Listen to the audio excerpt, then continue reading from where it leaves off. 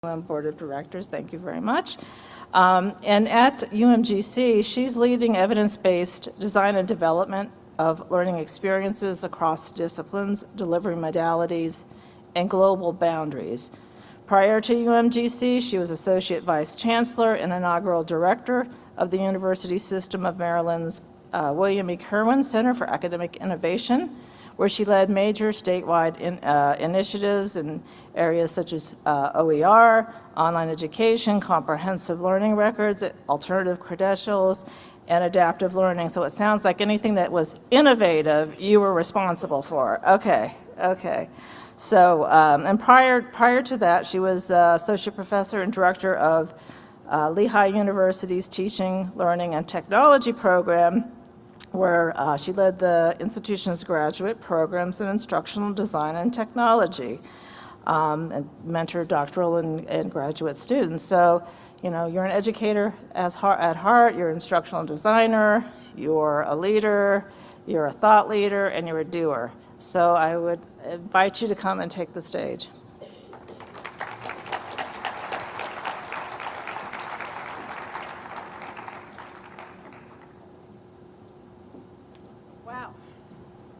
Thank you for that introduction. All right, so thank you all for being here. It's a gorgeous day outside. I wish we could just take this whole thing out there, but I'm going to make you wait for another 45 minutes or so, and then you can go out and enjoy the great day. So, Deb Adair. I put her picture up here in case you haven't seen her enough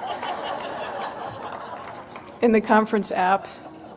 That is, I'm glad you acknowledged that, Deb, because yeah, we were all sort of wondering. So Deb Adair asked me to spend my time with you this afternoon to somehow weave together the opening keynote panel, which was marvelous, and I can't take credit for that. I mean, how fun was it to be up there with three amazing people who are just so smart? Yeah, seriously. And as many of you know, Yakut Ghazi in particular has been a huge contributor to the organization in the past, so it was just a lot of fun. So she asked me to weave that together with what we've been learning and sharing over these last couple of days at QM Connect, along with my reflections on where we might need to be going forward, both in terms of higher education and as an organization. So this is no small feat, right? All in 45 minutes. I've been stressing over this for 2 days, so I'll do my best. I do want to start with a couple of apologies, which they tell you should never do at the beginning of a keynote, but here we go, I'm going to do it anyway.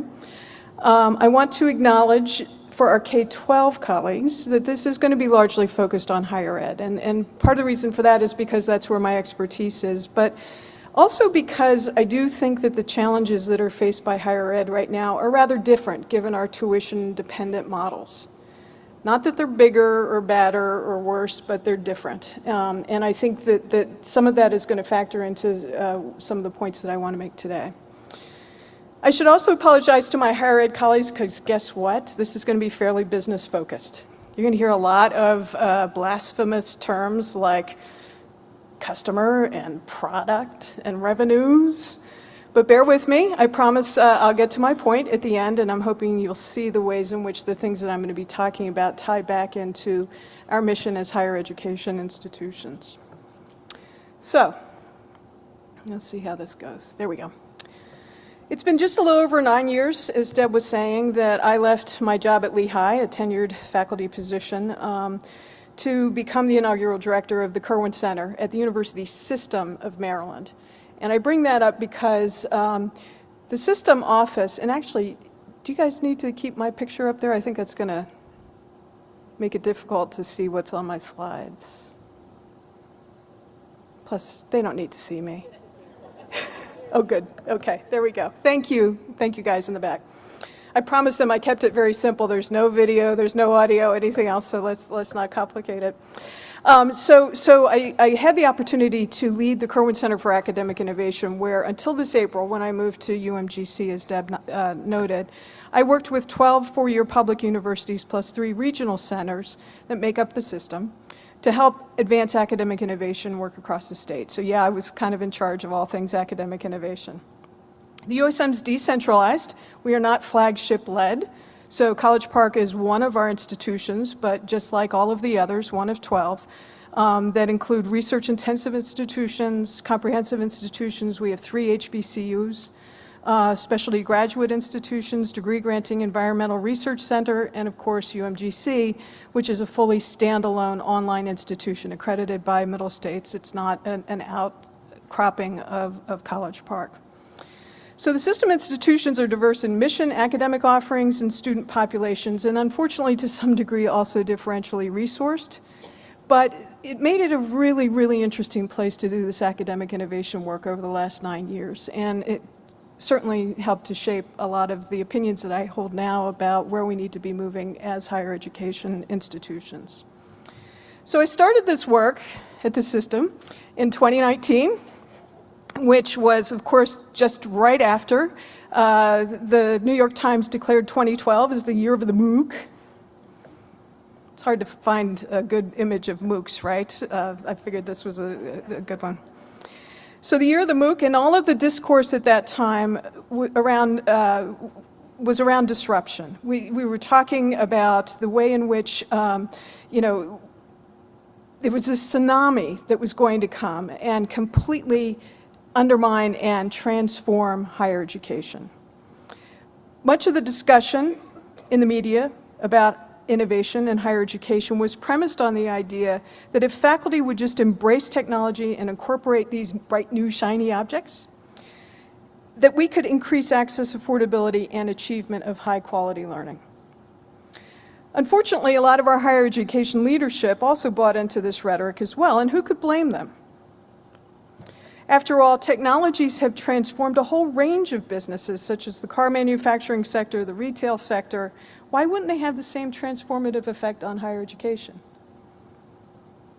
But unfortunately for education, like nursing and other labor-intensive sectors that rely on human interaction or activities, the technologies we've had available to us to date have not been capable of producing the kind of growth and productivity over time to transform the way we do business. Stated differently, it takes nurses about the same time as it did 50 years ago to change a bandage, and the same largely holds true for higher education generally, in fact. It takes college professors the same amount of time to mark an essay today as it did 50 years ago. This cost disease was first discussed by William Baumol and Bill Bowen in the 1960s. With technological innovations in some sectors, they said, productivity increases at a rate similar to or even greater than the rise in wages for the workers in that sector. This results in a decrease in the cost per unit. The problem is that with the introduction of the very same technologies in other sectors, of which education is a part, the wages increase, but the productivity does not, which results in an increase in the costs per unit. So I'm quite sure this is way more economics than you want late in the day after a 2-day conference. One of the really interesting things for me in what Baumol was talking about is that when this happens, the industries in that upper row begin exerting serious pressure on that bottom row to start becoming more productive, which for higher education at least, and again to some degree also K-12, translates into you're not producing enough graduates to meet the workforce needs of the 21st century, and those that you are graduating don't have the skills we need. So fast forward to today, and the pressures on higher ed have only become greater post-pandemic. We talked about this a little bit yesterday during the introductory keynote. Jeff Salingo is calling this a seismic shift of change. For the last 2 years, we've witnessed a great reassessment going on in the U.S. economy. It's happening on many different levels, each with significant consequences for higher education. He cites that for the last 2.5 years, COVID upended our lives, habits, and traditions, including college as the default after high school, for starters. Additionally, the pandemic also afforded us options on where we wanted to live, how we worked, the ways we shopped, and how we learn. And of course, COVID also exposed challenges for higher education's financial stability and workforce that had been accumulating for years prior to that. And as we know, there are many more gravitational forces at play on higher education as well. Institutions are being asked to do more with less. We're being asked to support students' well-being and mental health. We're being asked, rightly so, to begin focusing on equity and inclusion, doing more with articulation and transfer. Market trends and workforce disruption are also facilitating emerging competition to the degree. Boot camps are emerging, alternative credentials, in-house training, loads of competition that we've never seen previously. In fact, the state of Maryland has actually just begun reevaluating how many state jobs really need bachelor's degrees. That was our governor. Thank you, Governor Hogan. In addition, environmental impacts are all pointing to fewer students. Already, enrollment in higher ed has declined by nearly 1 million students since 2019. We're seeing major demographic shifts. Of course, COVID-19 and the impact on students coming into our institutions during that period of time. And attitudes toward higher education are changing dramatically. Americans are questioning the value of college, and it's not that they think post-secondary education isn't necessary. They're just asking about whether traditional residential college is the right place after high school or whether there are other alternative options. Even before the pandemic, we were seeing these shifts starting to play out in analyses of the U.S. educational market segments. So in this slide, you'll see that out of the entire U.S. educational market segment, of which that gray part is K-12, higher education makes up $580 billion, traditional higher education, with $16 billion in the for-profit space. The areas in the red and the purple are emerging markets in higher education, post-secondary education. And as you can see here, corporate learning and development at the time, now this is pre-pandemic, was a $92 billion industry. MOOCs and OPMs, a $4 billion industry. But look at those compound annual growth rates, the CAGRs, which speak to how quickly this growth is accelerating. While traditional higher education still makes up a huge portion of this pie, it is not only growing at a very slow rate, but that growth rate at the time was decelerating, I'm sure has decelerated even further. Whereas the growth rate for corporate learning and development and MOOCs and OPMs is skyrocketing, particularly the MOOCs and OPM space.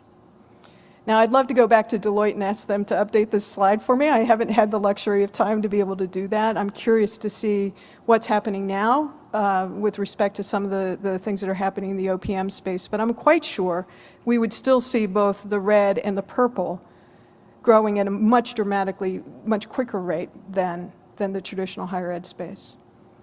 So what this communicates to me is that while obviously, as I said, the yellow portion of this graphic still represents a huge portion of the higher education market, we should be starting to make really smart investments in that red and purple area in order to understand what we're going to be doing moving forward. And in addition to the economic pressures on higher education, tragically, events in the first half of 2020 sparked a renewed understanding and urgency to address structural racism across our institutions and surface just how much work remains to be done to increase access, affordability, and achievement for all students who seek a post-secondary education. This woman is no longer a non-traditional student, which has been typically defined as over 25, someone with dependents, first generation, financially independent, took time off before college, has some community college credits as well, and often attends part-time and works full-time. These are our majority students now, and we need to find ways to make sure that they feel like they belong on our campuses. But unfortunately, too few of our institutions are adequately addressing these changes in demographics, particularly with respect to their constant competing tension for the students between life obligations and educational obligations. This sends the message to these students that this place is not for me. So how do we do all this while our budgets are shrinking? COVID-19 has thrust much of higher education into a liminal space where norms and conventional wisdom no longer operate as they once did.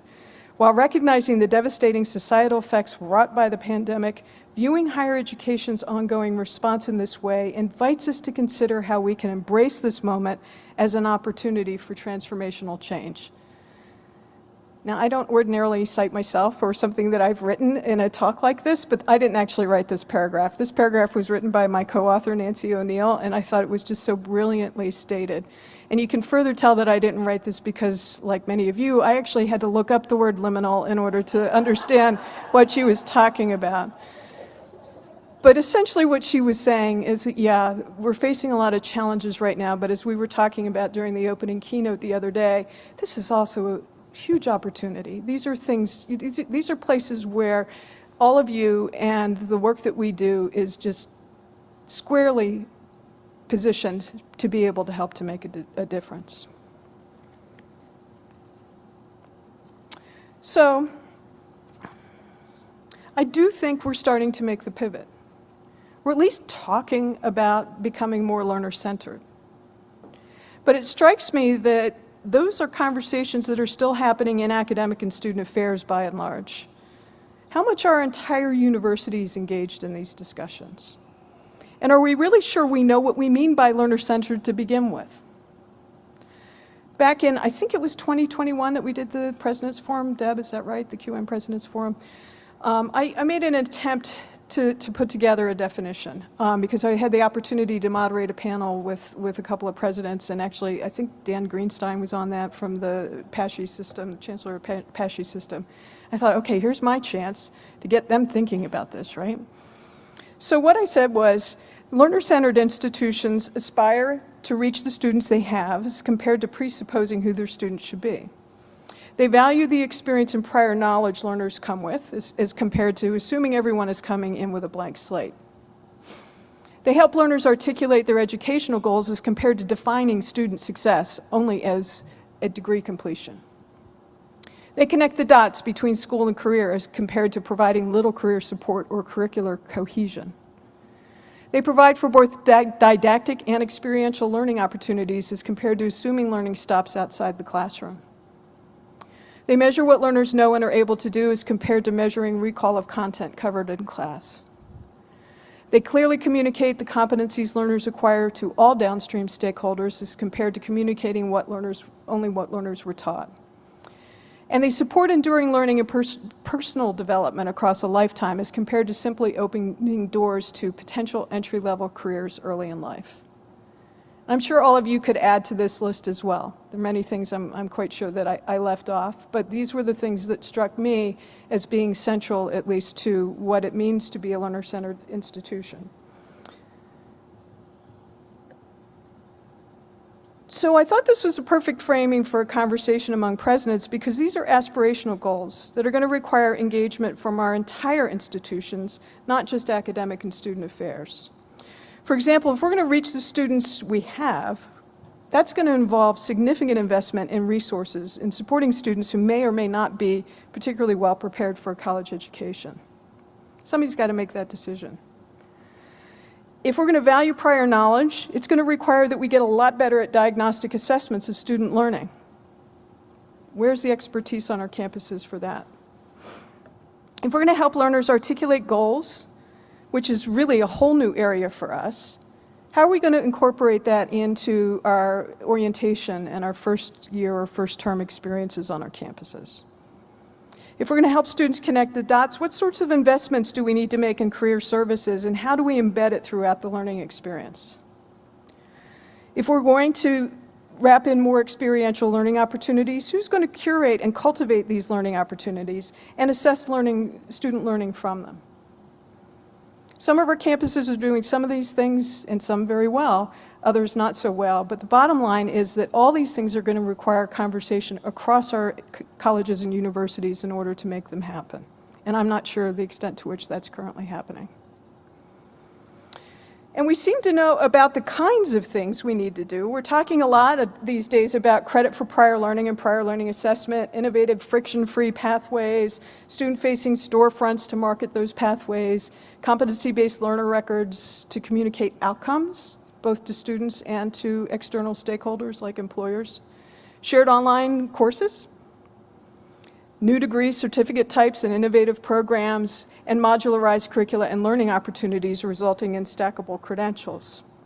So we're talking a lot about these things, and we seem to, from my point of view, these are all things we need to be working on. But how much progress are our institutions really making in these areas? I know at UMGC, for one, we are still struggling with the first one in terms of credit for prior learning. There's some low-hanging fruit there, right, where we can accept certain courses, the ACE-approved courses and so forth. But informal learning, skills that students bring to us after years of on-the-job training and things that they've been doing in their careers, that's a much more difficult nut to crack. How much truly transformative innovating are we likely to be able to do from within our current higher education administrative silos? Are we organized in a way in which this is going to be easy for us to do? So, if we ask business, they would tell us the issue is, while we may innovate plenty at the course and program level, we're not pulling together the right elements to truly innovate at the institutional level. They'd tell us that enterprise-level innovation happens at the juncture of understanding what your customers are trying to get done, capitalizing on the affordances of the available technology to do things differently, and making smart investments in our futures. They would start by asking us, what are your customers trying to get done?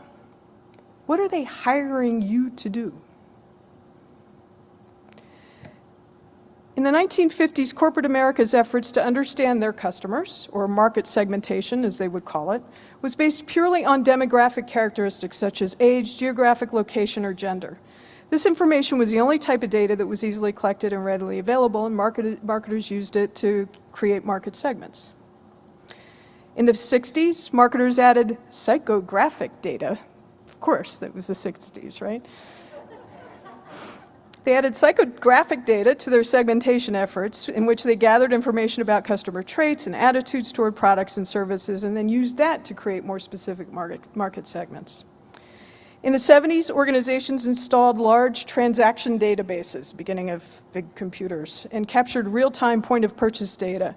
And those technological advancements enabled marketers to create purchase behavior segments. In the 80s, companies embraced needs-based segmentation. Powerful computers and sophisticated clustering techniques allowed them to classify customers into segments based on what product features and benefits were most appealing to them. But it was in the 1990s and leading to today that market segmentation efforts have moved beyond demographic and psychographic factors to focus on outcomes customers want to achieve. The model is based in part on the theory that customers hire products or services to get specific jobs done, and that by understanding what that job is and breaking down the discrete process steps required to get that job done, the service provider can gain a full view of all the points at which a customer might desire more help. So where's higher education on this graphic? How do we segment our markets? Karen, go ahead, shout it out. Demographic, yep, that's right. We're still segmenting our customers demographically, and you know the danger there, right? I'm sure you've seen this image before.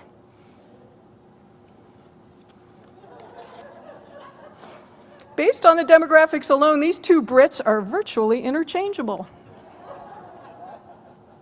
I wish I could take credit for this. This was actually something, I think originally in a presentation by a woman that was presenting on a survey I'm about to talk about from Accenture. Our thinking about who our customers are needs to be focused on learners' goals and emotions rather than immutable characteristics like their age, their gender, their race, geography, those sorts of things. They come to us for education, but do we really know what it is they're trying to get done? Do we understand their goals? Or do we just assume we know what they need? And when was the last time we challenged our own assumptions about what we think they need? And I would argue there's one additional factor that we need to address. It's a little less often a conversation in business, which is to what extent are our very organizational structures themselves throwing up barriers to access that actually prevent our customers from getting their job done? And here again, I know you've seen variations of this slide before. In the first image, it's assumed that everyone will benefit from in the same way from the same support, and they are, at least by definition, said to be getting treated equally. In the second image, individuals are being given different supports to make it possible for them to have equal access to the game. They are being treated equitably, according to the definition. In the third image, all three can see the game without any supports or accommodations because the cause of the inequity was addressed. The systemic barrier has been removed. Now, I'd argue they still don't have a seat in the stadium, right? But we'll have to create a fourth part to this particular slide. For us, because of the missions we serve, helping our customers get the job done involves innovations that both create new products as well as new processes and supports that remove barriers to that education as well. We have students from all walks of life who want to master a subject area of some interest to them. We might call them the academics. We have students from all walks of life who want to gain marketable skills that appeal to potential employers. We might call them the careerists. We also have students from all walks of life who want to develop a network of friends and colleagues. They're coming to us, we might call them the networkers. In fact, getting to that Accenture study in the fall of 2021, they surveyed 6,500 learners and identified 6 very distinct segments.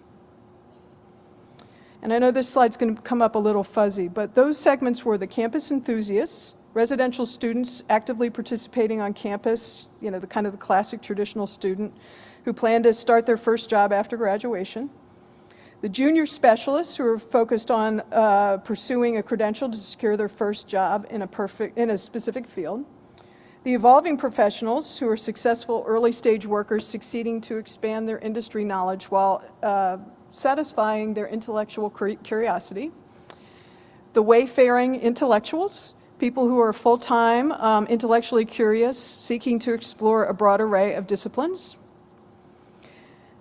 the trajectory transformers, full-time workers who are seeking who are skeptical about the value of education and seek short, focused programs for building specific skills and to change careers. I should have worn my distance glasses in addition. I see bifocals in my future. And then mid-career climbers, full-time workers looking to advance in their careers by obtaining a credential in a specific skill-based area valued by their employer. 6 different kinds of market segmentation based on outcomes, or in other words, the jobs these students were trying to get done, the learners were trying to get done. And I make that distinction deliberately because, they may or may not necessarily be matriculated students in a higher ed institution. One thing I want to really point your attention to is that if you look at the junior specialists and the evolving professionals, they make up more than 50% of the learners they surveyed. More than 50%. How much of our effort is spent on that 16%? What are we doing to help that 50% get their job done? And if we're not, how soon will it be before they fire us for non-performance and move on to something else? Those boot camps, all those other things that we're seeing in the market today. The second question that business would ask us is how exactly we're making use of the tools available to us.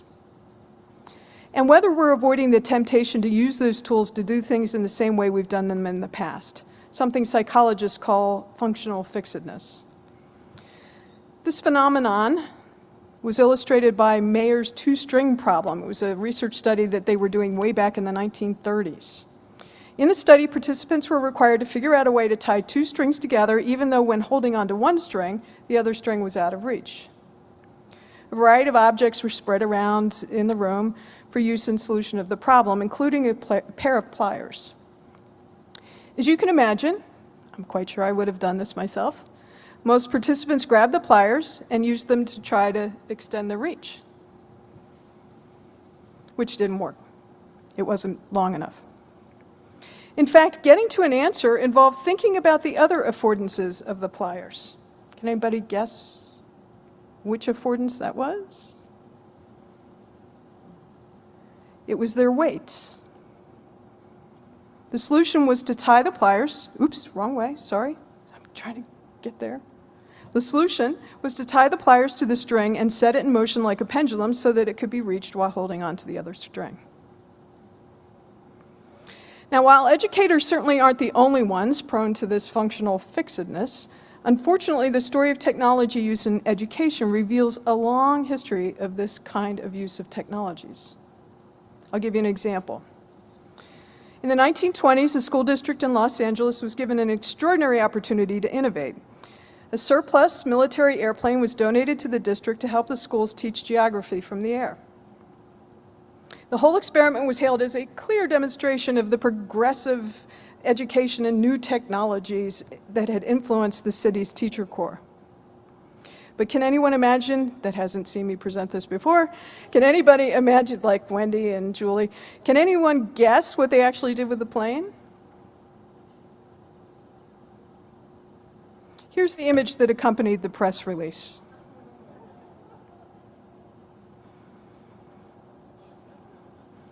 She's standing in front of a chalkboard. That's a clock over her head. It says geography lesson above her. I seem to have cut that off a little bit. And of course, she's pointing at a globe. The children aren't looking out the windows. They're very dutifully paying attention to her. The issue here is that we can't stop at simply adopting the technology and assume that we've innovated.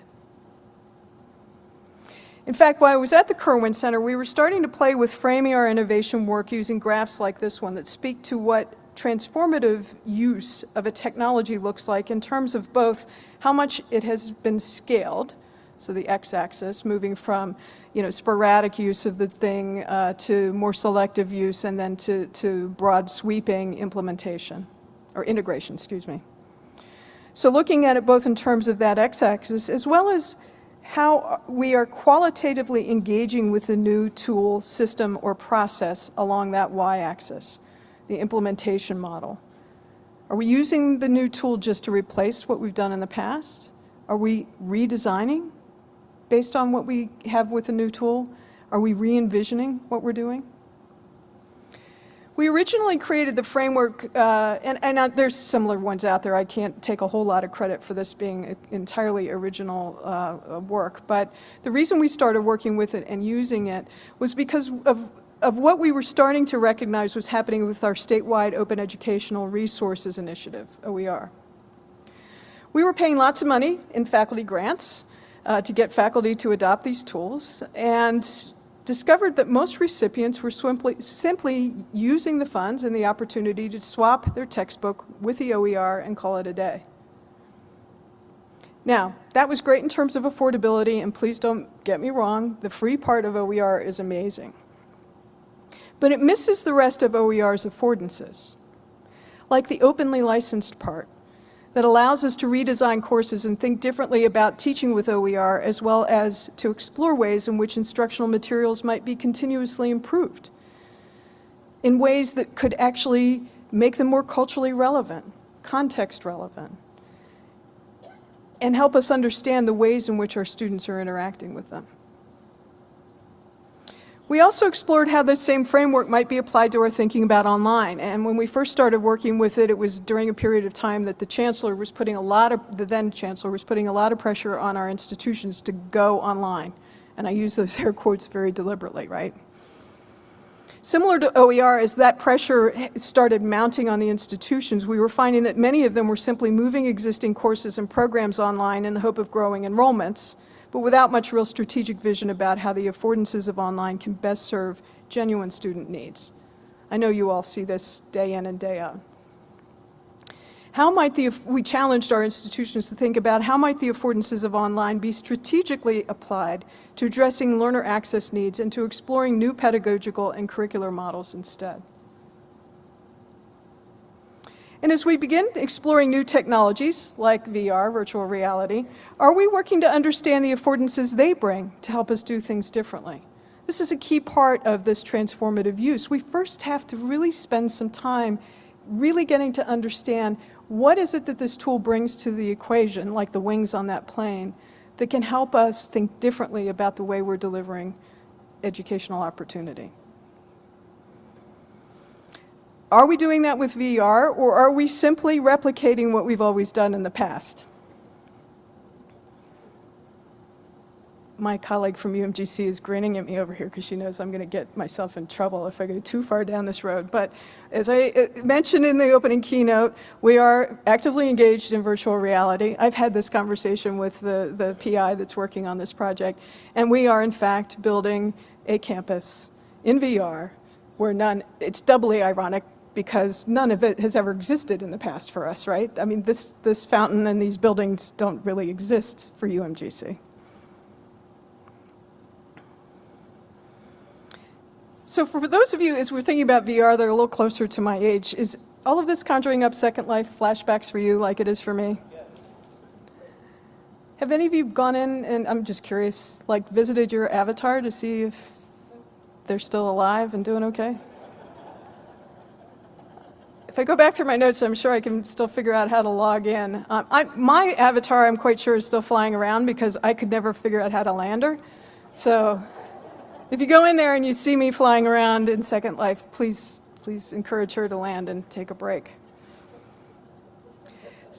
Seriously, I think there's an awful lot we can be doing with VR that is going to be amazing. I don't mean to disparage it, and I'm hopeful that this time around we will find the affordances for VR and really be able to capitalize on them in ways that make learning much more engaging and motivating for learners. I do have serious concerns about accessibility, about digital divide issues and so forth that I hope that we're also going to take very seriously as we advance this conversation.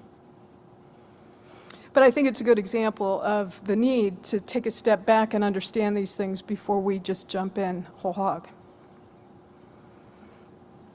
And to this point that Suzanne made, Suzanne Walsh, in the opening panel about choosing our tools very carefully. If in fact our goal is to become more learning-centered, data-informed, and continuously improving, shouldn't we be staying focused on investing our precious resources on tools that make learning visible and keep us focused on student success for all learners?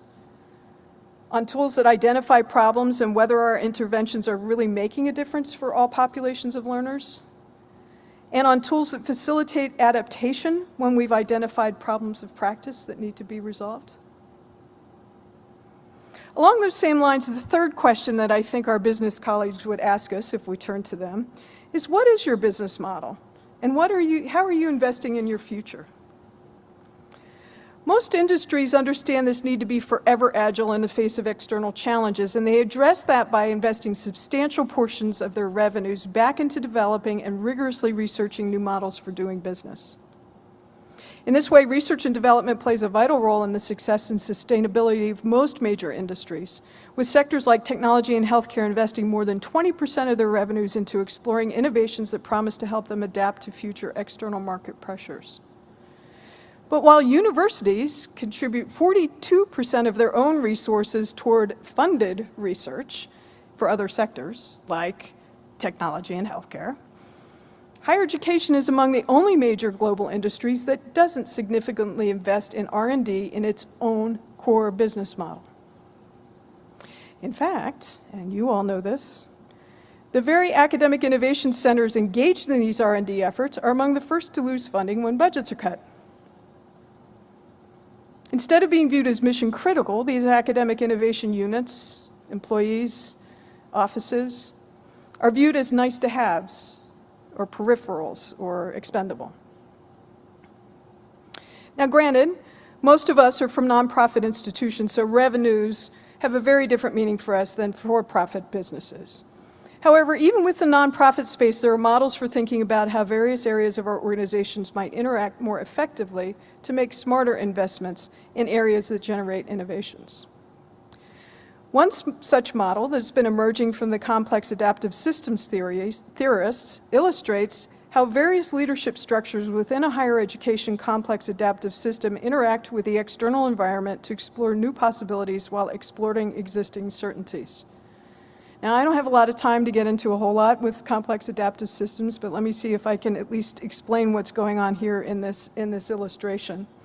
So as you can see, the environment, the big circle around what is essentially being the complex adaptive system, in this case higher education, is doing everything it can to explore new and emerging markets on the far left side, while also exploiting existing markets. The leadership within the organization, beginning with, let's start with convergent leadership, that's the area within our institutions that's involved, mostly our finance and administration units, who are involved in things like effectiveness and efficiency initiatives. That's what we had going on at the University System of Maryland for many years. So they've been charged, here's our model, here's what we're working on, get as efficient and as effective as you can in making sure that those trains stay running on time and that we keep the lights on. As they begin to realize efficiencies, and particularly monetarily, the idea is that they should be investing those funds back up into the generative leadership. That's the space where the innovation is happening. That's the space where we're having conversations about new products, new markets, what are the things we need to be doing to support different kinds of learners, different customers to get the job done. Between those two, unifying leadership is actually a space where hopefully our senior leaders are helping the generative leadership and the convergent leadership from killing each other. Inevitably, conflict emerges and there are issues that need to be addressed, and the unifying leadership is the area in which we stay focused on our North Star. If that's going to be being learner-centered, that would be our North Star, and has the vision for where we need to be going and the ways in which we need to be taking those precious resources, because guess what, they're not coming back from our state governments, that it's not going to get any better anytime soon. So we got to figure out ways that we can be producing those sorts of efficiencies within our organization to feed that generative leadership space. That's the idea with respect to this particular model for thinking about how a nonprofit organization can be investing in its own research and development. So for business, innovation happens at the intersection of these three things. Businesses would tell us that it's important to understand the learner experience, hearkening back to yesterday's keynote. It's important to understand the learner experience and to ensure that our customers have a role in product development and innovation. Then and only then can we produce truly customer-centric products. Our business colleagues would certainly tell us that technology can and does play a major role in the conversation, but that simply introducing a technology into the mix is not innovation. Technology can be used to implement innovation, sometimes even inspire innovation, but the technology itself doesn't produce innovation or change current practice. And I believe they'd also tell us that the only way to address external market pressures and prepare for our future is to do the opposite of what most of our institutions are doing now. Instead of belt-tightening across the organization in a non-strategic, broad strokes kind of way, we need to find ways to continue investing in our own research and development. So where does this innovation live within a corporate environment?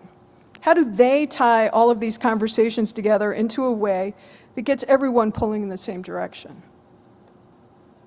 Well, they employ someone called a product, not a project manager. Product manager. Product managers, now listen to this, again hearkening back to our conversation the other day. The product manager is an interdisciplinary role that reaches across teams to plan, design, and continuously bring better products to market. The role evolved out of a set of responsibilities that traditionally fell to lead developers and engineers, scoping out user problems and making critical product decisions. Since then, it's become clear that successful product leadership and shipping successful products goes beyond the scope of a development team. It's a separate function that requires business acumen, a deep understanding of UX design, user interface design, user experience design, and product knowledge. Product managers are responsible for setting a product vision and defining a product strategy. They're also responsible for developing a roadmap that meets both company goals and user needs. Now, whether this is an actual person or some shared leadership capacity that's built, product management involves shepherding a product through its life cycle, which includes strategy, understanding the customer and their needs; concept, finding a solution that meets customers' needs; deployment, creating, implementing, and deploying; sustaining, measuring, and continuously improving; and ultimately, and this is the thing higher ed does really badly, knowing what to do as the product begins to decline and being willing to eliminate or replace it based on the roadmap. You know, we always build, but very rarely do we sunset things in higher education. And of course, when businesses think about ensuring product quality, their processes mirror the product life cycle. So they talk about quality planning, for example, the method of deciding what's most important, the critical factors to a successful project. This could include resources needed to deliver the project, what steps to take, and specifications. Quality control, which involves establishment of controls that help standardize production and the responses to any quality issues that might emerge during production. Quality assurance, the after-production systematic processes that are used to determine if a product or service meets quality standards. And quality improvement, the ongoing approach to the analysis of product performance and efforts to collect the data needed to either improve that performance or make the decision to abandon the product. So when Mark talked about QM widening its aperture as part of supporting higher education's future, this is how I interpreted that statement. From my perspective, and using these definitions, which, by the way, I know, holy cow, try to find definitions for any of these terms. They're all over the map.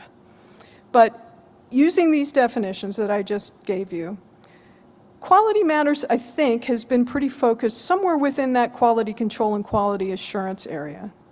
And as we know, only specific to online learning to date. Is there a role for QM in our broader conversations about quality to help higher education in quality planning, in quality improvements, and for addressing the digital learning experience more broadly than just online? And while the challenges faced by K-12 are different, how might these conversations eventually expand into that space as well? So I offer this perspective as just one way to think about what's going to be necessary for higher ed to begin addressing the many challenges we face and to begin exploring the broader role that discussions around quality might play. And as we're widening that aperture, I have a couple of parting thoughts. First, we must never, ever lose sight of the fact that equity and quality are connected. They are two sides of the same coin. Equity is a cross-cutting component of quality, and we can't possibly have quality without equity. In this way, any aperture widening that we're going to do needs to include equity as a cross-cutting component of our quality strategy. And my second parting thought, I don't want to leave you with the impression that I think these silos are impenetrable. I've had recent experience with how aligned the various units on our campus actually are in terms of our job to be done. In January of 2021, our Board of Regents charged an enrollment work group that I was part of staffing with exploring the answer to the question, as you think ahead 5 to 10 years, what specific gaps exist that will impede higher education's ability to optimize existing markets and begin exploring new areas for growth going forward? Rather than conduct a series of meetings, we decided to identify those gaps. We decided instead to use a surveying technique called the Delphi method, and I don't have time to go into a lot of detail about how that works.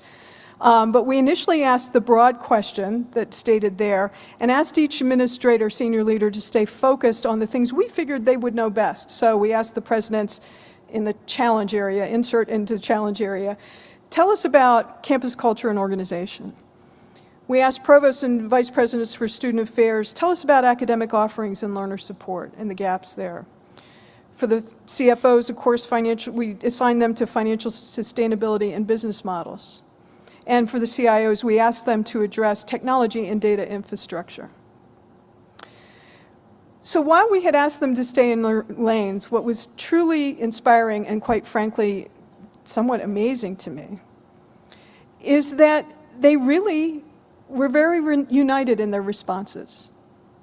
In addition to identifying the need to be more equitable, more relevant, more student-centered and outcomes-focused, this cross-section of senior leaders across our system institutions were very clear about the need to also get better at getting better. By embracing continuous improvement and data-informed decision-making as a disciplined approach to identifying and solving problems on behalf of our students, our external constituents, and ourselves. This was one of the resulting goals that was set for the enrollment work group as part of that Delphi survey. It was clear to me from this study that there is a lot of interest in understanding more about how to do this and a genuine need to widen the aperture of our conversations around quality. I look forward to working with you in the months and years ahead in thinking about what that aperture needs to look like, and truly appreciate your time here today.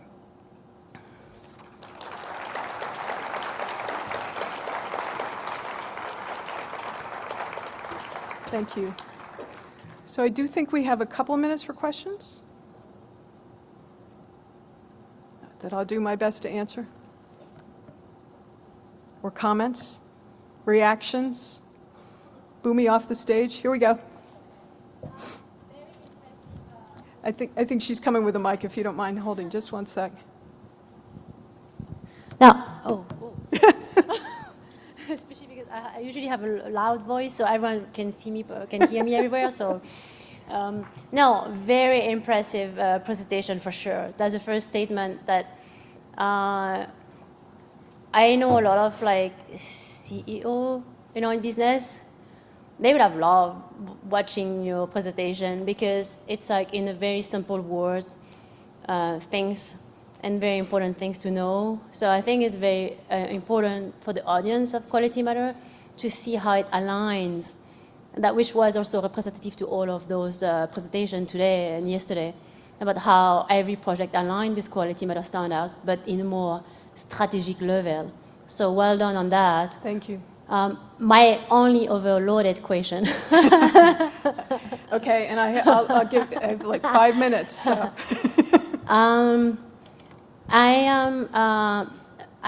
I'm not sure, so please pardon me if my question is not in the right way, because I'm a beginner in, I'm certified, but I'm a beginner in QM.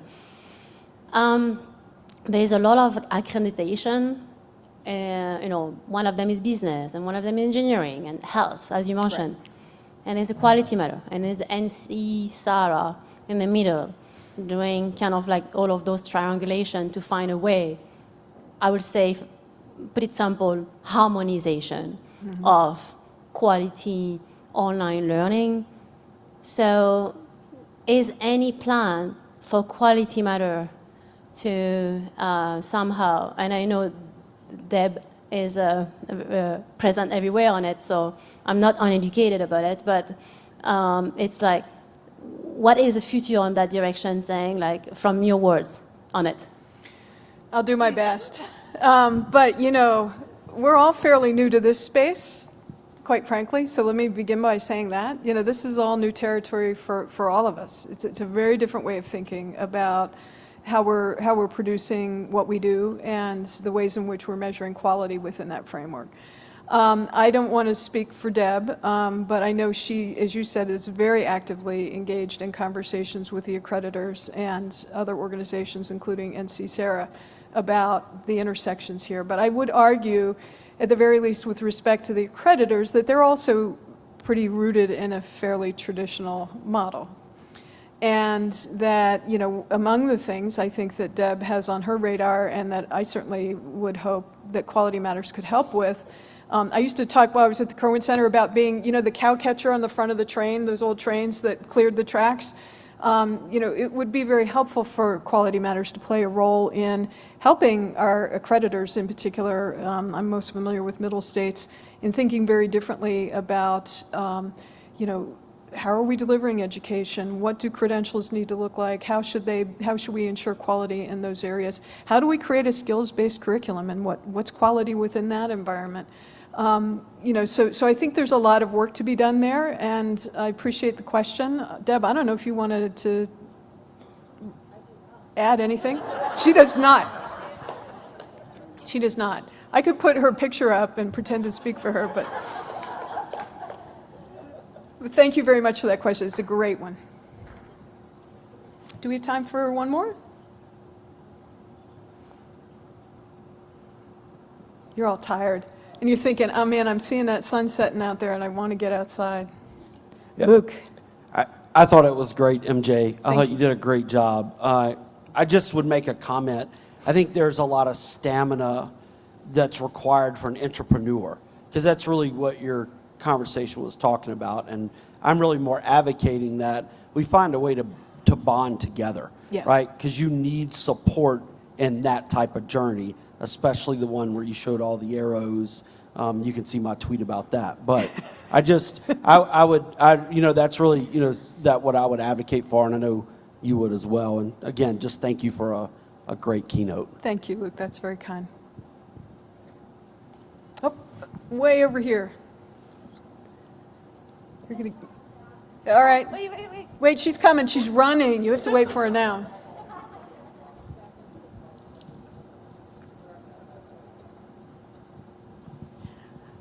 Thank you for the great presentation. I'm faculty and new to the QM area. I understand what QM is, and I've just moved into a quality role, a quality assurance role. And I'm really struggling with the concept of who decides what's quality. Do the academics? Do the students? Is it retention? Is it design? Is it the way it's taught? How do we get or agree on a definition of quality? Yes. Thanks. Seriously, I think it is all those things. I really liked, and this is the first time that I'm new to the concept about, you know, really helping our students get the job done. You know, I think it's rooted in that learner-centeredness and, you know, really ensuring that we're providing them with the services and the opportunities that get them to where they want to be. I wrestle a little bit, though, too. There's still a little bit of me that wants to make sure also that they get what I think they need, what they need, you know, that they may not always know for sure exactly what it is that they need in order to be able to succeed. But I think the answer is there somewhere, but I do think it's rooted, all those things you mentioned, you know, it's the students feeling like they belong and that they're getting the things they need from the educational opportunity. It's ensuring that the outcomes are really solid, right? That they do in fact learn what we've told them they're going to learn as a result of the learning opportunity. And I think it has all to do also with those relationships, and you'd mentioned teaching and, you know, the actual delivery of the instruction in a way that makes students feel like their faculty care, that they you know, are responsive, and they're getting good solid feedback and meaningful engaging experiences. So yeah, I think my answer is yes.